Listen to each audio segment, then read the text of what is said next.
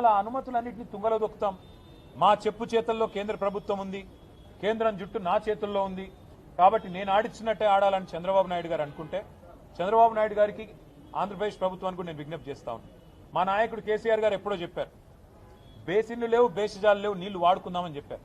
కానీ మా కడుపు కొట్టి మా ప్రాజెక్టుల అనుమతులు రద్దు చేస్తామంటే మేము ఊరుకోం. మీరు పోలవరం కట్టుకుంటే మేమేం అనలేదే, మీరు పట్టిసీమ నీళ్లు లిఫ్ట్ చేసుకుంటుంటే మేమేం అనలేదే.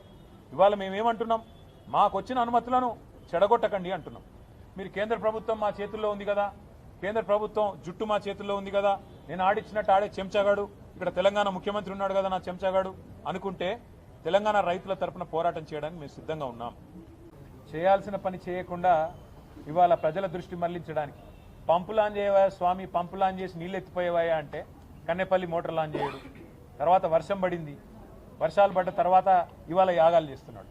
ఆయన బాధల్లో ఒకటే శ్రీనివాస్, ఆయన బాధ ఏమంటే నీళ్ళు ఇస్తే యూరియా ఇవ్వాలి, యూరియా ఇస్తే పంటలు పండుతాయి, పంటలు పండితే మళ్ళీ కొనుగోలు చేయాలి, కొనుగోలు చేయాలంటే మద్దతు ధర ఇవ్వాలి, ఆ తర్వాత మళ్ళీ బోనస్ ఇవ్వాలి.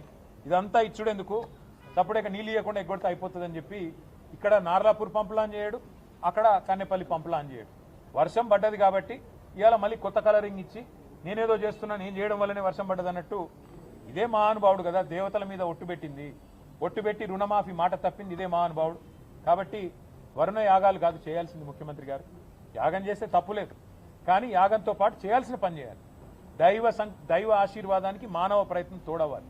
మానవ ప్రయత్నం ఏం చేయాలి, పంపులు ఆన్ చేయాలి.